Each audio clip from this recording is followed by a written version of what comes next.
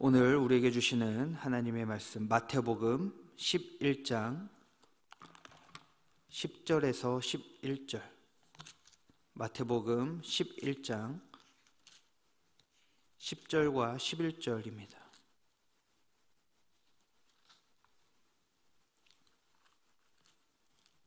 제가 보는 성경으로 신약 17쪽에 있습니다. 마태복음 11장 10절과 11절. 이 시간 한 목소리로 함께 읽도록 하겠습니다. 기록된 바 보라, 내가 내 사자를 내 앞에 보내노니 그가 내 길을 내 앞에 준비하리라 하신 것이 이 사람에 대한 말씀이니라. 내가 진실로 너희에게 말하노니 여자가 낳은 자 중에 세례 요한보다 큰 이가 일어남이 없도다. 그러나 천국에서는 극히 작은 자라도 그보다 크니라. 아멘. 우리 성도님들은 인류 역사상 가장 위대한 사람이 누구라고 생각을 하시나요? 아마 머릿속에서 수많은 사람들이 아마 떠오르지 않았을까 싶습니다. 그리고 각자 다른 사람들이 떠올랐겠죠. 우리나라의 역사만 보아도요, 너무 훌륭하고 위대하신 분들이 많이 있습니다. 집회만 봐도 많은 분들이, 동전만 봐도 많은 분들이 위대한 업적을 이루고 그랬기 때문에 사용되지 않았습니까? 현재도 각계각층에서 많은 업적을 남기며 살아가는 사람들이 많이 있죠. 우리에게 가장 위대하고 훌륭한 사람을 한 명만 뽑으라고 한다면 누가 한 사람, 이 사람이 가장 위대하다, 전 세계적으로 위대하다 이렇게 이야기하기가 좀 쉽진 않을 것 같습니다. 서울 광화문 광장에 세종대왕 동상과 이순신 장군 동상이 크게 있죠. 이분들이 이룬 업적이 대단하기 때문에 이런 동상도 세우지 않았나 싶습니다. 그런데 우리에게는 유명하고 대단하고 이렇지만 전 세계적으로 봤을 때는 수많은 위인들 중에 그저 한두 사람, 그렇게 평가가 되겠죠. 그런데요, 하나님은 성경을 통해서요, 어떤 사람이 가장 훌륭하다, 가장 위대한 사람이다, 이렇게 성경을 통해서 말씀하고 있습니다. 이 사람이 가장 위대하고 훌륭한 사람이야, 이렇게 이야기하는데 바로 요한입니다. 세례 요한. 오늘 말씀에서 예수님께서요, 세례 요한에 대해서 이야기하는 내용입니다. 10절에서는요, 이 세례 요한을 이야기하면서 구약 성경 이 말라기 3장 1절을 가져와서 인용하면서 이야기를 하고 있고요. 그리고 11절에서는 상반절에 어떻게 이야기하냐면 내가 진실로 너희에게 말하노니 여자가 낳은 자 중에 세례 요한보다 큰 자가 없다. 모든 사람은 여인이 낳죠. 남자가 낳진 않습니다. 모든 사람은 여인이 낳기 때문에 여자가 낳은 사람 중에 세례 요한보다 큰 자가 없대요. 그러니까 전 세계 통틀어서 가장 위대한 사람을 뽑으라고 하면 세례 요한이 아닐까요? 그렇다면 왜 예수님은 이 세례 요한을 이렇게까지 높이고 칭찬하시는 걸까요? 세례 요한이 한 일, 그 업적이 도대체 무엇이길래 예수님은 이렇게까지 말씀을 하고 성경에 이렇게 기록이 되어 있을까요? 구약 성경에서 예언하였던 이 마지막 선지자가요, 바로 요한입니다. 이 요한의 이름의 뜻은요, 여호와께서 은혜를 주셨다라고 하는 뜻을 가지고 있습니다. 그런데 이 뜻처럼요, 참 하나님께서 요한에게 큰 은혜를 주신 것 같습니다. 어떠한 은혜인가? 구약의 선지자들은 메시아가 오심을 구했습니다.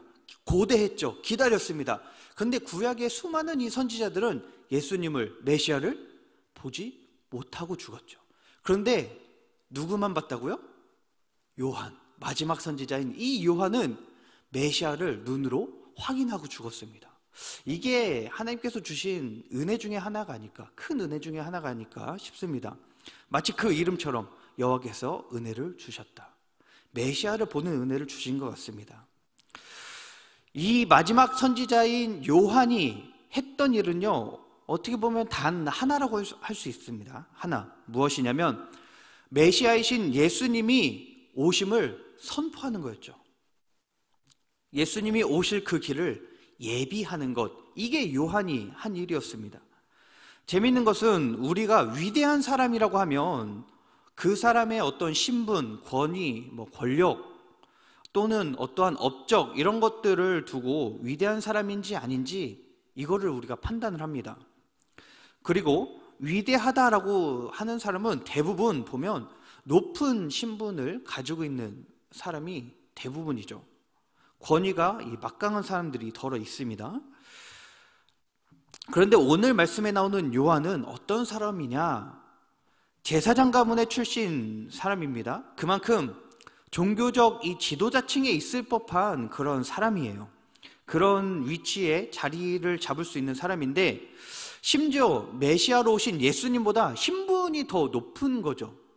이 계급 사이가 나름 있다 보니까 사회적 신분이 요한이 더 높아요. 이런 요한이요, 제사장 가문으로서 종교적 지도자 위치에 서 있는 것이 아니라 어디에 서 있나요? 이 요한이 종교적 지도자 위치에 있는 것이 아니라 그것들을요 전부 다 버리고 마치 산속에 사는 이 자연인처럼 광야에서 거적대기 하나 걸치고 지팡이 하나 가지고 메뚜기와 석청을 먹으며 살고 있습니다. 심지어 자기보다 사회적 신분이 낮은 이 예수님을요 메시아입니다, 이분이 바로 메시아입니다 라고 받들면서 높이면서 그 앞길을 예비하러 온 나는 그저 소리에 불과합니다 라고 고백하고 있다는 것이죠.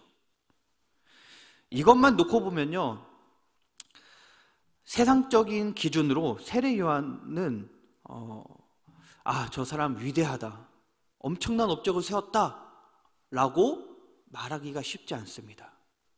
세상적인 시각으로 봤을 때 세례 요한을 위대하다, 훌륭하다라고 이야기하려면 세례 요한이 자기가 가지고 있었던 이 제사장 가문 출신의 그 위치에 서 있었어야 되고요, 그 사회적 신분을 가지고 어떠한 행동을, 어떠한 업적을 남겨야지 세상적 가치관과 시각으로 봤을 때 세례 요한 위대하다 할 수 있습니다. 그런데 오늘 보여주는 이 세례 요한의 모습은요, 세상적 가치관으로 봤을 때 실패한 사람입니다. 아니, 저런 신분을 가지고 있으면서도, 저런 위치에 있으면서도 저렇게 살아? 에이 뭐야, 실패한 인생이죠. 그런데 신앙적 가치관으로 우리가 세례 요한을 바라본다면 세례 요한은 어떤 사람입니까? 너무나 위대한 사람입니다. 엄청난 업적을 이룬 사람이고 대단한 믿음의 소유자가 바로 세례 요한인 것이죠. 세례 요한이 한 일은요, 그저 광야에 외치는 소리로서 이 말씀 되신 예수님, 이 예수님을 그리스도다 이렇게 외친 것, 이 사명을 끝까지 감당한 것이 세례 요한이 한 일입니다. 그리고 요한은요 어떠한 일을 한 것이냐, 구약의 이 율법 종교를요 신약의 은혜 종교로 이어주는 역할을 한 것입니다. 마치 노아가요 홍수 이전과 이후의 삶을 살면서 히브리 민족의 이 역사를 이어주는 역할을 한 것처럼 요한은요 이 300년이라는 이 긴 암흑기를 뚫고 구약의 이 종교와 신약 예수님의 은혜의 종교를 이어주는 역할을 했다는 것이죠. 더 나아가서 세례 요한은 이스라엘 마지막 예언자인데 예수님이 오신 목적을요 정확히 알고 있었습니다. 그렇기 때문에 이분이 메시아다, 우리를 구원하실 분이다, 우리를 대신해서 우리 죄를 짊어지실 어린 양이다, 이것을 감히 선포할 수 있었고 그 사명을 완료할 수 있었던 것이죠. 그리고 이 사명을 완수한 후에 어떻게 했느냐, 대부분의 사람들은요 어떠한 자기의 사명을 마치고 난 이후에 자기의 이름이 드러나기를 원하는 경우가 많습니다. 그런데 세례 요한은 자기가 돋보이거나 자기의 이름이 드러나는 것이 아니라 역사의 뒤안길로 사라진 것이죠. 오직 예수님만 드러나고 자기는 드러나지 않아야 한다라고 하면서 조용히 사라졌습니다. 우리는 위대한 사람이 되고 싶은 욕망이 있습니다. 그런 욕구가 우리 안에 있습니다. 그리고 내가 이런 위대해지고 싶은 욕망을 충족하지 못했다면 이것을 어떻게 하나요? 내 자녀에게 전가시켜서 자녀를 통해 대리만족을 하려고 하는 부모의 이런 마음들이 있습니다. 그래서 어떻게 하나요? 자녀들에게 내가 그동안 공부를 못하며 살았으면 자녀들에게 너는 공부 열심히 해야 돼 하면서 열심히 공부를 시킵니다. 항상 공부 열심히 해서 좋은 대학 가고 훌륭한 사람이 되라 이렇게 이야기를 하겠죠. 세상적 가치관으로 보는 위대한 사람은 그렇게 가르치는 게 맞습니다.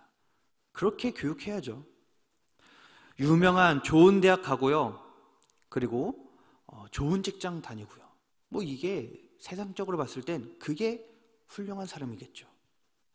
그리고 세상은 좋은 대학을 가냐 안 가냐, 그리고 좋은 직장을 가냐 안 가냐, 여러 가지 상을 받느냐 안 받느냐를 가지고 이 기준을 놓고 이 사람이 훌륭한 사람이다 아니냐를 판가름합니다. 그렇게 위대한 사람이라는 기준이 만들어지는 것이죠. 그런데 성경에서는 어떻게 합니까? 성경에서는 우리가 생각하고 있는 이 위대한 사람이다라고 하는 그 기준과 정반대의 기준을 이야기하고 있다는 것입니다. 내가 사회적으로 높은 위치에 있지만 예수님을 위해서 이것도 흔쾌히 포기할 수 있는 사람, 나에게 강력한 권력이나 권위가 있지만 예수님을 위해 기쁨으로 이 모든 것들을 포기할 수 있는 사람, 내가 비록 지금 유명하지만 내가 드러나는 것이 아니라 어떻게 해서든 예수님을 드러내려고 하는 사람, 성경은 이런 사람을 위대한 사람이다라고 이야기하고 있습니다. 세례 요한이 이런 기준에 부합한 사람이었습니다. 그리고 이 세례 요한에게 주어진 사명은요, 오늘 말씀에서 여기서 끝이 났죠. 끝이 났지만 그 사명 자체는 지금도 말씀을 통해서 우리에게 이야기하고 있습니다. 이 사명 세례 요한만 감당하는 것이 아니라 지금 말씀을 보고 있는 바로 우리에게 주어진 사명이다. 그래서 이 사명은요, 세례 요한이 했던 이 역할은요, 지금도 우리가 이어받아서 해야 하는 사명이며 감당해야 하는 사명이며 역할이라는 것입니다. 요한이 구약 시대에서 신약 시대로, 율법 시대에서 은혜 시대로 연결해주고 이어주는 역할을 했던 것처럼 우리도 그런 역할을 감당해야 합니다. 어떻게 해요? 섬김이 없는 곳이 있습니까? 그렇다면 그 섬김이 없는 곳에서 그 섬김 없는 곳을 섬김이 넘치는 곳으로 만드는, 이어지는 징검다리 역할을 해야 되겠죠. 사랑이 없는 곳이 있습니까? 그럼 그곳에 사랑이 넘치는 곳이 되게끔 징검다리 역할을 해야 되겠죠. 소망이 없는 곳, 믿음이 없는 곳에서 우리는 소망이 있고 믿음 있는 곳이 되게 징검다리 역할을 해야 합니다. 예수님을 알지 못하는 사람들이 있다면 세례 요한처럼 우리가 외치는 자의 소리가 되어서 그 사람들이 예수님을 아는 사람이 될 수 있도록 그 사명을, 그 역할을 우리가 감당을 해야 된다는 것입니다. 우리 가족 공동체 모든 성도님들이 이 역할, 세례 요한이 가지고 있었던 이 사명, 받았던 사명, 그리고 끝까지 이것을 가지고 완수하고 그 했던 역할들을 우리 성도님들이 감당해 나아가기를 소망합니다.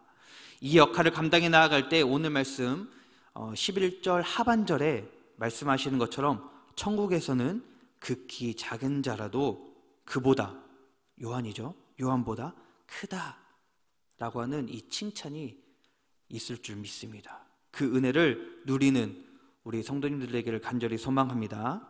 기도하겠습니다. 사랑과 은혜가 풍성하신 하나님, 날마다 우리 삶 가운데 찾아오셔서 말씀으로 채워주시고 평강을 주시옵소서.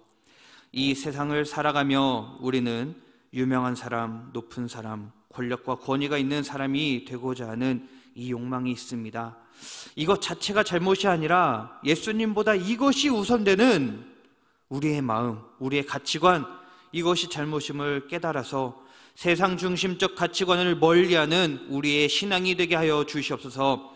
그래서 세례 요한의 모습을 본받고 그의 사명을 우리가 이어받아서 이 세상 속에서 믿음과 사랑과 소망과 섬김의 사람으로 복음 전도자로 살아가며 오직 예수님만 드러나는 삶이 될 수 있도록 인도하여 주시옵소서. 예수님의 이름으로 감사하며 기도하옵나이다.